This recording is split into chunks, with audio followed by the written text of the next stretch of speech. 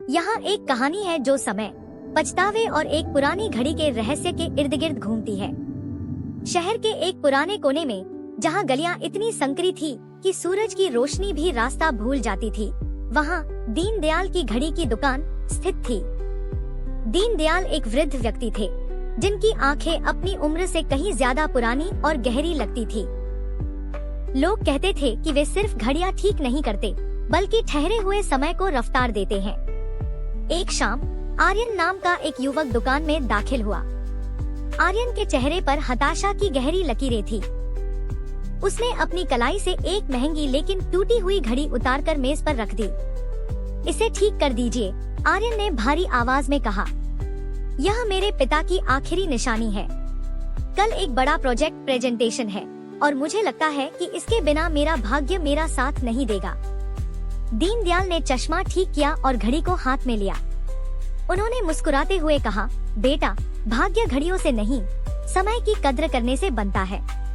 लेकिन अगर तुम चाहो तो मैं तुम्हें एक ऐसी घड़ी दे सकता हूँ जो तुम्हें वह लौटा सकती है जो तुमने खो दिया है। आर्यन ने चौंक कर पूछा, मतलब? दीनदयाल ने पीछे की दराज से एक धूल भरी लकड़ी की घड़ी निकाली। यह कालयंत्र है। यह तुम्हें बीते हुए कल में ले जा सकती है, लेकिन याद रखना, हर सेकंड की एक कीमत होती है। आर्यन ने इसे मजाक समझा, लेकिन उत्सुकतावश उसने घड़ी ले ली। घर जाकर उसने देखा कि घड़ी की सुइयां उल्टी दिशा में घूम रही थी। जैसे ही उसने घड़ी की चाबी घुमाई, उसके कमरे की दीवारें धुंधली होने लगी। अचानक वह 3 साल पीछे पहुंच गया। उसने अपनी माँ को देखा, जो अब इस दुनिया में नहीं थी। उसने वह गलती सुधारी जिसके कारण उसकी पहली नौकरी छूटी थी। उसने उन दोस्तों से माफी मांगी जिनसे उसने झगड़ा किया था। आर्यन को लगा जैसे वह दुनिया का सबसे भाग्यशाली इंसान है। उसने अपनी हर गलती को सुधारा, हर पछतावे को मिटाया।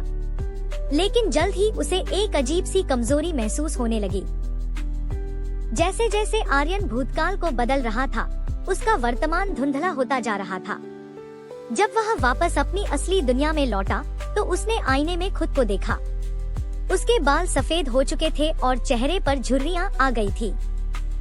वह दौड़ता हुआ दीनदयाल की दुकान पर पहुंचा और पूछा कि यह क्या हुआ? मैं इतना बूढ़ा कैसे हो गया? दीनदयाल ने शांति से उत्तर दिया, मैंने कहा था कि हर सेकंड की कीमत होती है। तुमने बीते कल को सुधारने के लिए अपने भविष्य के समय का सौदा कर लिया।